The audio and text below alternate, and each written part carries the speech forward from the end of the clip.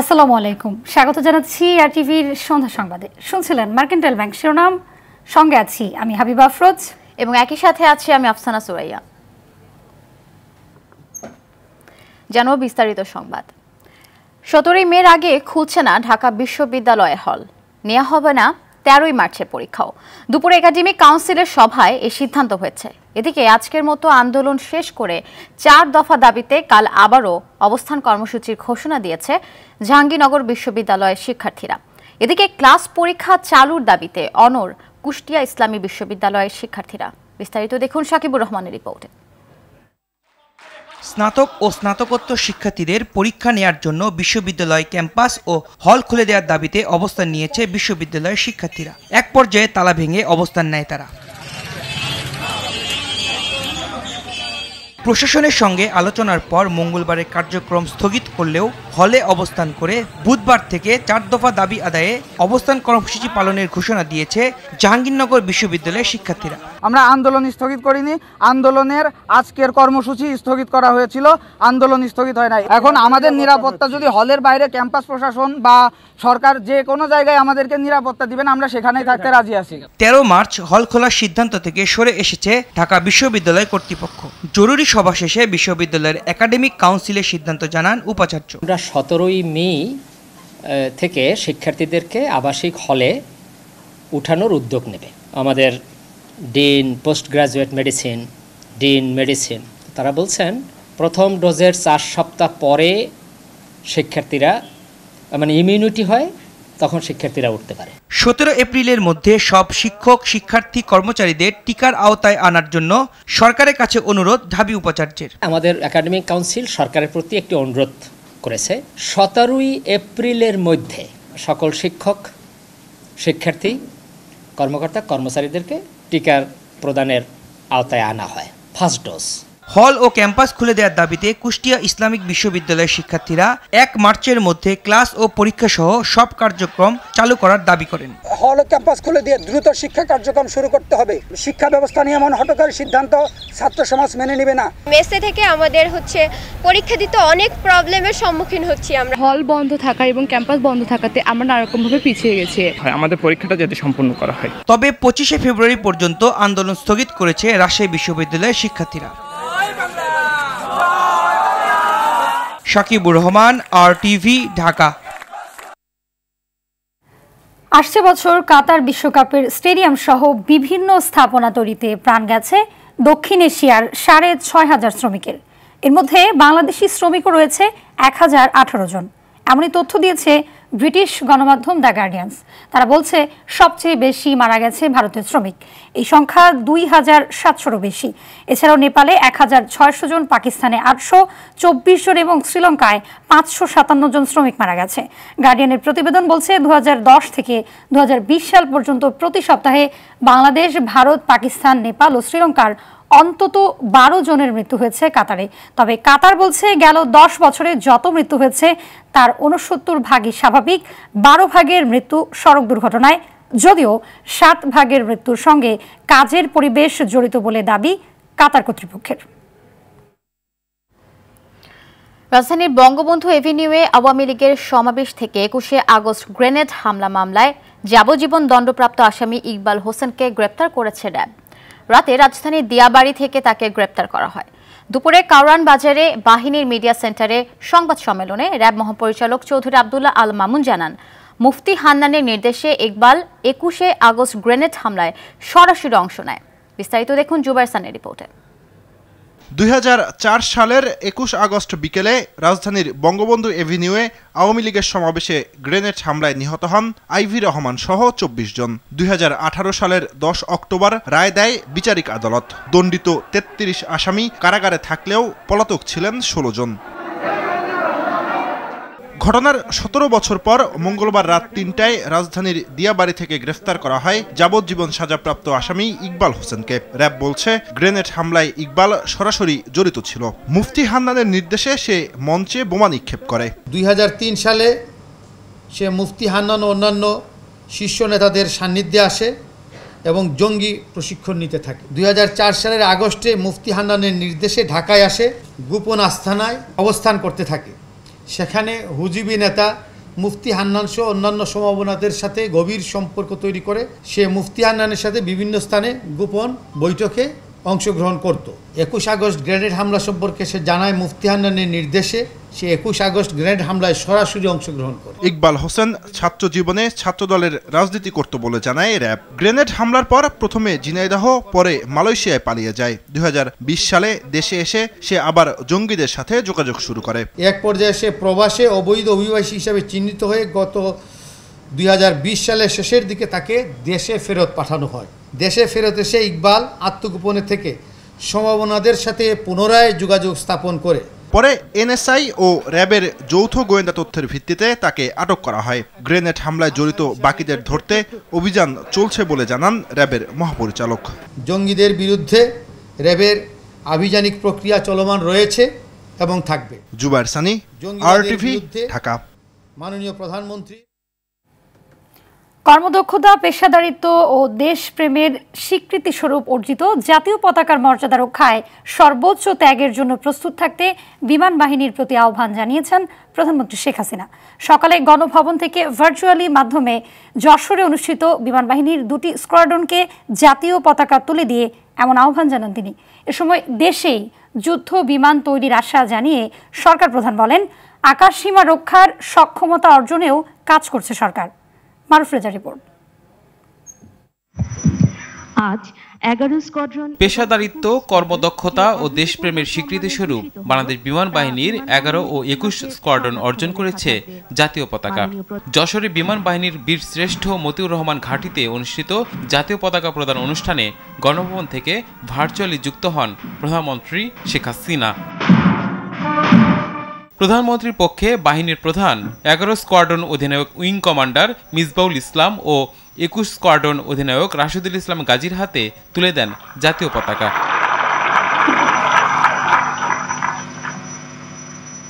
পরে দিক নির্দেশনামূলক বক্তব্যে সার্বভৌমত্বের প্রতীক জাতীয় পতাকা মর্যাদা রক্ষায় নানা পরামর্শ দেন সরকার প্রধান। বাহিনীর আধুনিকায়নে তুলে ধরেন নানা পদক্ষেপ পরিকল্পনা। আমাদের একটা আকাঙ্ক্ষা আছে যে বাংলাদেশেই আমরা আমাদের যুদ্ধ বিমান তৈরি করতে পারবো। কাজে এর উপর গবেষণা করা এবং আমাদের আকাশসীমা রক্ষা আমরা নিজেরাও যেন করতে পারি, সেইভাবে আমরা প্রস্তুতি নিচ্ছি যে আমাদের দেশের স্বাধীনতা সার্বভৌমত্ব রক্ষা করা এবং প্রতিরক্ষার ক্ষেত্রে আরও কয়েক ধাপ এগিয়ে যাওয়ার পদক্ষেপ আমরা নিয়েছি। ইনশাল্লাহ আমরা এই ব্যাপারে সাফল্য অর্জন করব বলে আমি বিশ্বাস করি। আর্থ সামাজিক উন্নয়নে নেয়া সরকারের পরিকল্পনা বাস্তবায়নে দায়িত্বশীল ভূমিকা রাখারও আহ্বান ছিল প্রধানমন্ত্রীর কণ্ঠে। যে কোনো ত্যাগ স্বীকারে সদা প্রস্তুত থাকবেন, যেন বাংলাদেশের মান মর্যাদা সবসময় বৃদ্ধি পায়, সেদিকে বিশেষভাবে দৃষ্টি রেখে আপনাদের উপর অর্পিত দায়িত্ব পালন করবেন। করোনাকালে সাহসী ভূমিকা পালনের জন্য বিমান বাহিনীকে ধন্যবাদ জানান প্রধানমন্ত্রী শেখ হাসিনা। এই সুনাম অক্ষুণ্ণ রাখতে আপনারা একনিষ্ঠভাবে কাজ করে যাবেন, এটাই আমার প্রত্যাশা। মারুফ রেজা, RTV, ঢাকা। দেশব্যাপী করোনার টিকাদান কর্মসূচি সফলভাবে বাস্তবায়ন এবং প্রধানমন্ত্রী শেখ হাসিনার গতিশীল নেতৃত্বের প্রশংসা করেছেন এশীয় উন্নয়ন ব্যাংক। সকালে গণভবনে প্রধানমন্ত্রীর সঙ্গে সৌজন্য সাক্ষাৎ শেষে একথা জানিয়েছেন এডিবির কান্ট্রি ডিরেক্টর মনমোহন প্রকাশ। এ সময় ভ্যাকসিন কেনার জন্য বাংলাদেশকে $940 মিলিয়ন সহায়তার কথা জানান মনমোহন প্রকাশ। সভায় প্রধানমন্ত্রীর সচিব মোহাম্মদ তোফাজ্জল হোসেন মিয়া সহ এডিবি ও প্রধানমন্ত্রীর কার্যালয়ের ঊর্ধ্বতনরা উপস্থিত ছিলেন।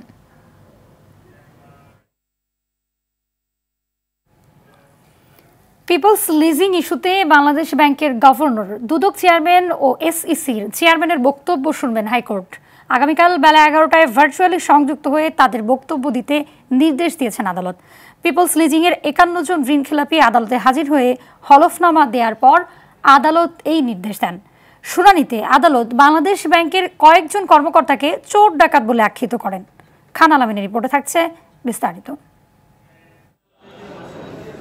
গত 21শে জানুয়ারি পিপলস লিজিংয়ের 280 জন ঋণখেলাপির মধ্যে 143 জনকে 23শে ফেব্রুয়ারি হাজির হওয়ার নির্দেশ দিয়েছিলেন হাইকোর্ট। নির্দেশনা মোতাবেক 51 জন হাজির হন। যারা আসেনি তাদের জন্য আরেকদিন সময় দেওয়ার কথা জানিয়েছেন আদালত। তারপরও না এলে আইনি ব্যবস্থা গ্রহণের কথা বলেছেন। আজকে যারা উপস্থিত হয়নি কোনো কারণে, অনারেবল কোর্ট বলেছেন যে তাদেরকে আরেকটা সুযোগ দেবেন, এই সেকেন্ড চান্সের পরেও যদি তারা না আসে তাহলে আইনানুগ ব্যবস্থা নিয়ে তাদেরকে কোর্টে আনার ব্যবস্থা করবেন।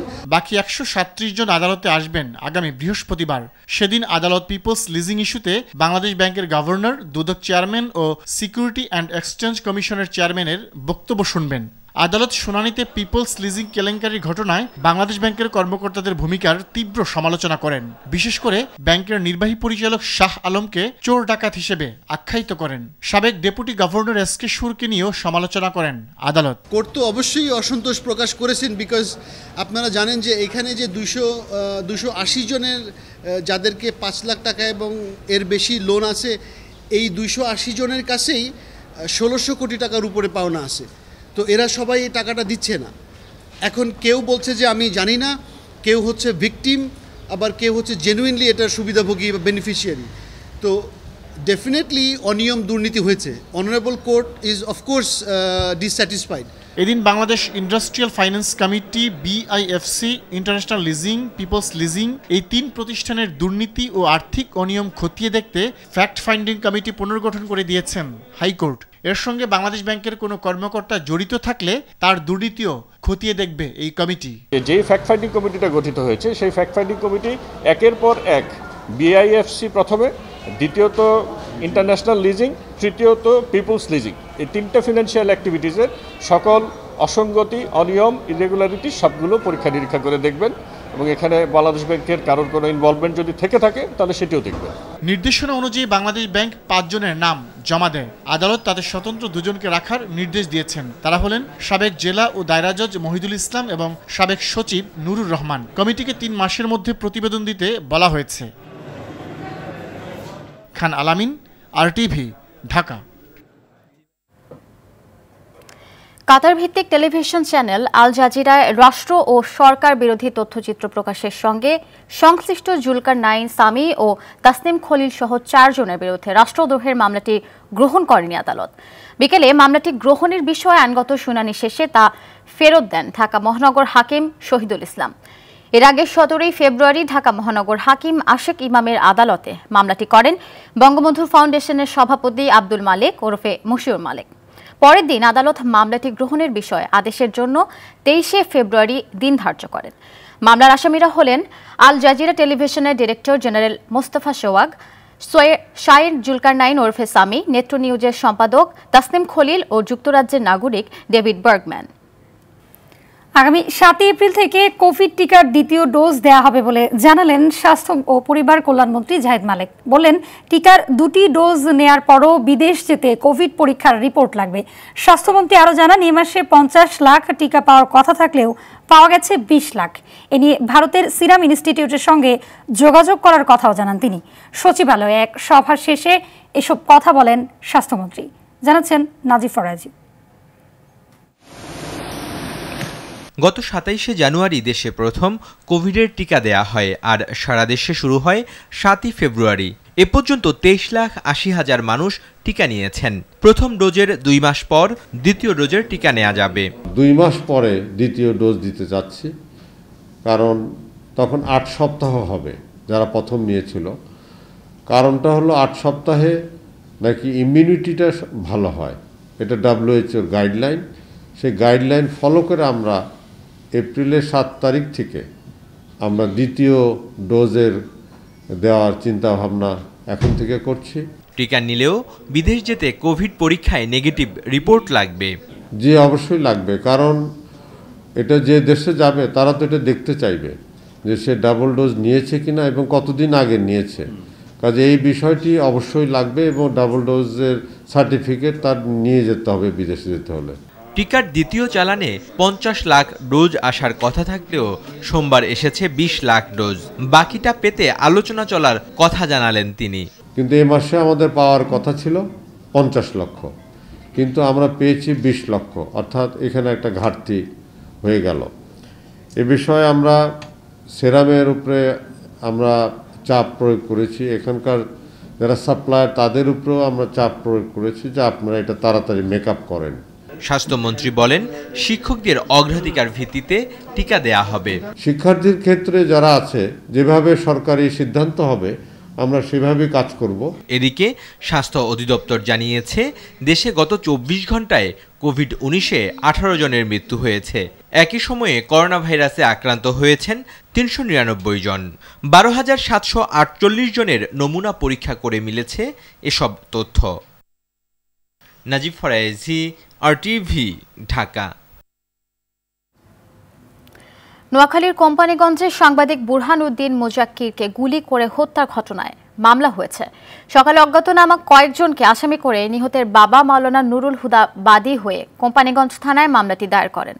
পুলিশ জানায় মামলাটি অধিক গুরুত্বের সঙ্গে দেখা হচ্ছে এবং এরই মধ্যে ঘটনাস্থল থেকে বিভিন্ন আলামত সংগ্রহ করে তদন্ত শুরু হয়েছে।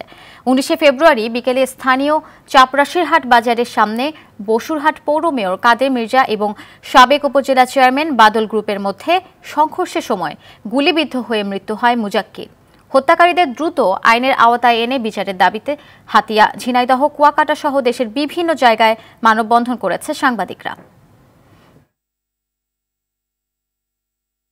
রাজধানীর শাহবাগ মোড় যান চলাচল বন্ধ করে অবস্থান নেয়া বাংলাদেশ মুক্তিযোদ্ধা সন্তান সংসদের নেতা কর্মীদের সরিয়ে দিয়েছে আইন শৃঙ্খলা রক্ষাকারী বাহিনী। এ সময় লাঠিচার্জ ও জলকামান ব্যবহার করে পুলিশ।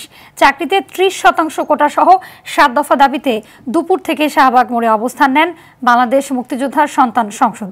দাবি পূরণ না হওয়া পর্যন্ত তারা এই আন্দোলন চালিয়ে যাওয়ার ঘোষণা দেন। সন্ধ্যা ৬টার দিকে যান চলাচল স্বাভাবিক করতে অবরোধ সরিয়ে নেওয়ার অনুরোধ করে পুলিশ। পরে তাদেরকে সরিয়েও দেওয়া হয়।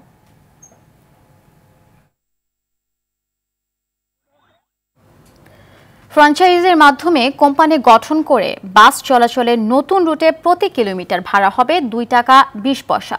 দুপুরে ঢাকা দক্ষিণ সিটির নগর ভবনে যানজট নিরসনে ফ্র্যাঞ্চাইজির মাধ্যমে বাস চলাচলের ১৬তম সভায় এ কথা জানান মেয়র ব্যারিস্টার শেখ ফজলেনুর তাপস।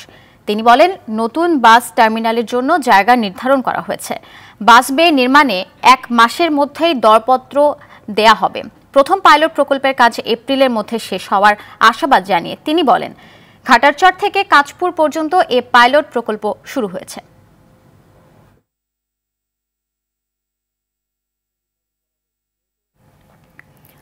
সুনামগঞ্জের হাওরে স্থায়ী বাঁধ নির্মাণের ৬৫% কাজ শেষ হয়েছে বলে জানিয়েছেন পানি সম্পদ উপমন্ত্রী AKM এনামুল হক শামীম। সোমবার সুনামগঞ্জের ধানকুনিয়ায় হাওরের ফসল রক্ষা বাঁধ পরিদর্শনের পর তিনি বলেন, বাঁধ নির্মাণে কোনো অনিয়ম দুর্নীতি সহ্য করা হবে না। আর স্থায়ী বাঁধ নির্মাণ হলে ফসল ঝুঁকিমুক্ত থাকবে বলে মনে করে হাওর এলাকার মানুষ। সুনামগঞ্জ সংবাদদাতা বিন্তু তালুকদারের তথ্যচিত্রে আরও জানাচ্ছেন দীপ্তচন্দ্র পাল। সুনামগঞ্জের হাওড় অঞ্চলে ফসল ডুবির ঘটনা নতুন নয়। কৃষকদের পথে বসিয়ে ধানের খনি জলের অতলে হারিয়ে যায়। সেই জমির ফসল রক্ষায় পানি উন্নয়ন বোর্ডের আওতাধীন ৬১৯ কিলোমিটার মাটির বাঁধ নির্মাণ ও মেরামতে ১৩৩ কোটি টাকার প্রকল্প বাস্তবায়ন হচ্ছে। স্থানীয় কৃষক সংগঠনের নেতারা জানান, স্থায়ী বাঁধ নির্মাণ করলে অর্থের অপচয় রোধ হওয়ার পাশাপাশি উপকৃত হবে কৃষকরা। প্রতি বছরই ভেঙে ভেঙে যায়, কিন্তু আমরা চাই একবারে স্থায়ী কাজ হতো। আমাদের পার্শ্ববর্তী নদী কালনী নদী খনন করলেই স্থায়ী সমাধান হয়ে যাবে। এই যে প্রয়োজনীয় বেড়িবাঁধগুলিকেও যদি এইভাবে রাস্তায় পরিণত করে নেওয়া যায়, এই আমার ভাটি এলাকার হাওর একটা অপূর্ব সুন্দর সৌন্দর্যে প্রতিভাত হবে। যদি সম্ভব হয় তাইলে আগামী বছর থেকে আপনার হাওর ভিত্তিক স্থায়ী বাঁধ নির্মাণ করা যেতে পারে। পানি সম্পদ উপমন্ত্রী বললেন, হাওরের মানুষের পাশে আছেন প্রধানমন্ত্রী। কাজের সুবিধার্থে সুনামগঞ্জে এবার অনেকগুলো প্রকল্প বাস্তবায়ন কমিটি গঠন করা হয়েছে। ৬১৯ কিলোমিটারের মধ্যে ৬৫% কাজ শেষ হয়েছে, আর বাকি কাজগুলো আমরা দ্রুততার সাথে করে মার্চের ৭ তারিখের মধ্যে শেষ করব, আমরা সুস্পষ্টভাবে নির্দেশনা দিয়েছি। আগাম বন্যা প্রতিরোধে হাওরে স্থায়ী বাঁধ নির্মাণ দ্রুত বাস্তবায়ন হবে, এমনটাই প্রত্যাশা হাওরবাসীর। দীপ্তচন্দ্র পাল, RTV। ২১ ফেব্রুয়ারি রাতে লক্ষ্মীপুর জেলার রামগঞ্জ উপজেলার উত্তর ডুমুরিয়া গ্রামে ১৫টি ঘর আগুনে ভস্মীভূত হয়। খবর পেয়ে ক্ষতিগ্রস্তদের পাশে দাঁড়ান লক্ষ্মীপুর ১ আসনের সংসদ সদস্য ও আনোয়ার খান মডার্ন মেডিকেল কলেজ হাসপাতালের চেয়ারম্যান ডাক্তার আনোয়ার হোসেন খান। সোমবার রাতে অগ্নিকাণ্ডে নিঃস্ব প্রত্যেক পরিবারকে ২০,০০০ টাকা, ২০ কেজি চাল ও টিন সহ শুকনো খাবার বিতরণ করেন তিনি। এ সময় লক্ষ্মীপুরের জেলা প্রশাসক মোহাম্মদ আনোয়ার হোসেন আকন্দ, পুলিশ সুপার AKM কামরুজ্জামান সহ আরো অনেকে উপস্থিত ছিলেন। জানাবো ক্লেমন খেলার সংবাদ। নিউজিল্যান্ডের উদ্দেশ্যে ঢাকা ছাড়ল বাংলাদেশ জাতীয় ক্রিকেট দল। বিকেল 4:15টায় সিঙ্গাপুর এয়ারলাইন্সের একটি বিমানে করে রওনা দেয় টাইগাররা। এর আগে শাহজালাল আন্তর্জাতিক বিমানবন্দরে রিপোর্ট করেন 20 ক্রিকেটারের ও কর্মকর্তারা। দলের সঙ্গে আছেন ক্রিকেট বোর্ডের পরিচালক হাবিবুল বাশার সুমন ও বিসিবির মিডিয়া কমিটির চেয়ারম্যান জালাল ইউনুস। করোনা শুরুর পর বাংলাদেশ ক্রিকেট দলের এটাই প্রথম সফর। কিউইদের বিপক্ষে 3টি ওয়ানডে ও 3টি টি20 ম্যাচ খেলবে টাইগাররা। 20 মার্চ সিরিজের প্রথম ওয়ানডে হবে। 1 এপ্রিল তৃতীয় টি20 শেষে দেশে ফেরার কথা রয়েছে টাইগারদের। বাংলাদেশ ক্রিকেটের পোস্টার বয় সাকিব আল হাসান ফ্র্যাঞ্চাইজি লিগ খেলতে জাতীয় দল থেকে নিজেকে সরিয়ে নেয় হতাশ ভক্ত, সংগঠক ও পর্যবেক্ষকরা। ব্যক্তিগত লাভের জন্য সাকিবের এমন সিদ্ধান্তকে কোনোভাবেই মানতে পারছেন না সাংবাদিক ও ক্রিকেট বিশ্লেষক MM কায়সার। এদিকে নিউজিল্যান্ড সফরে দেশ ছাড়ার আগে পেসার মুস্তাফিজ জানান তার কাছে IPL এর চেয়ে জাতীয় দল বড়। বিস্তারিত দেখুন মমিন রহমানের রিপোর্টে।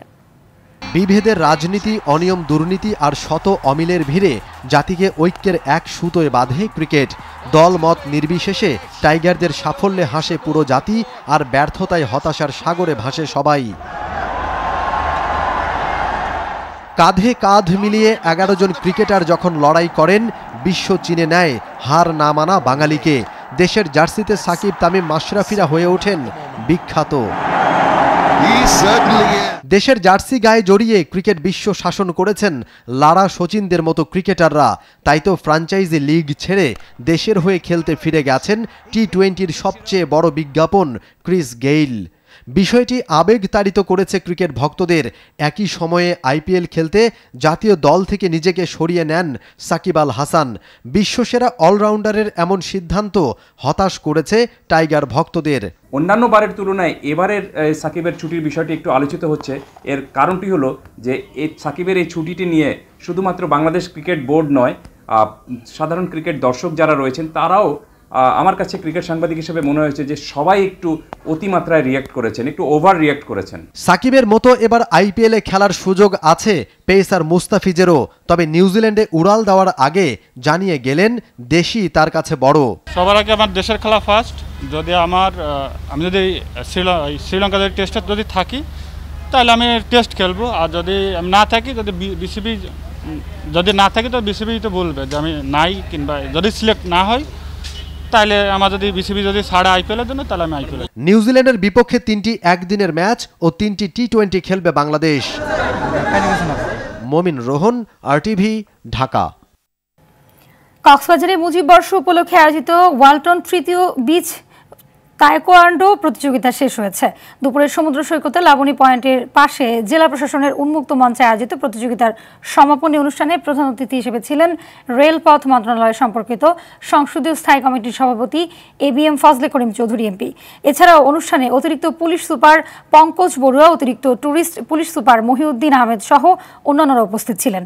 পরে বিজয়ীদের মাঝে পুরস্কার বিতরণ করা হয়।